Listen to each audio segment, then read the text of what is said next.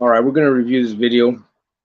I'm gonna clean it off the TV right now. Obviously, working on getting some of the equipment, but right now, I'm gonna go ahead and make it viewable as best as possible, and then I'm gonna break down what happened in this situation where two neighbors, had this unfortunate situation. So, a brief synopsis is just that the neighbor, one being a SWAT commander, the other being and his wife and family, being neighbors to an elderly family with a dog, a rescue dog, but no solid fences to maintain the boundaries. So, open yards, big yards, and untrained dog. So, this is what happens. Let's take a look here.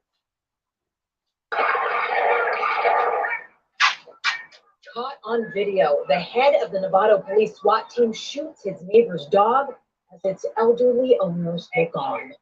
Good evening, I'm Amit Dates. I'm Dan, actually. Thanks for joining us. This is a disturbing case, obviously. The dog had killed 2 chickens. But a police use of force expert says the officer should not have opened fire. ABC 7 News IT reporter Dan Norris is here with a story you will see only on 7. Well, Dan and Amit, the shooter is no ordinary officer. He is head of the Nevada SWAT team, master of the police gun range, and they're expert in de-escalation. One note, we'll be careful that some of the pictures in this report are disturbing.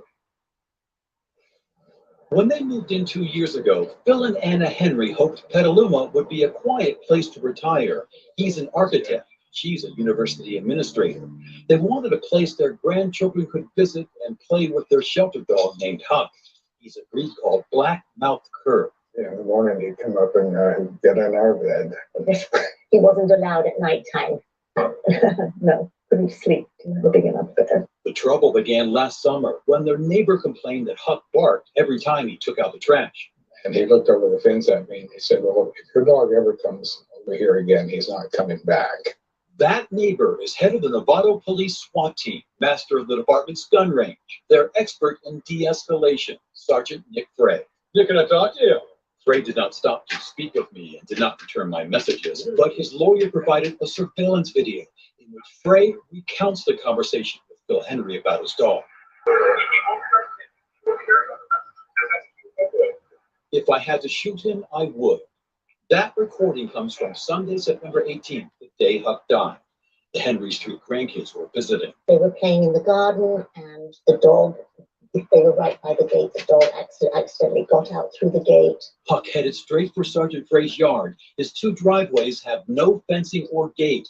And Frey's security camera, you can hear the Henry's grandchildren trying to coax Huck home.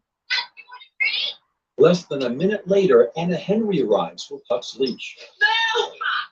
But the dog has already begun chasing chickens that roam loose in the yard. Anna Henry, 71 years old, dives at Huck and keeps going, killing one bird, appearing to wound another, as Sergeant Frey emerges from the house with a handgun at the ready. Anna is able to leash the dog. At the same time, Phil Henry's pulling up with the trunk open on his SUV. Huck would often jump right in, but there's not enough time. I was right there. I immediately apologized profusely. I said, I'm so sorry. I will replace the chickens. And I got the dog on the leash, but I just had hip replacement surgery and I fell. And the dog went back to a flapping chicken that he hadn't killed yet. The dog takes off toward the wounded chicken, pulling Anna to the ground. Sergeant Frey's wife shouts.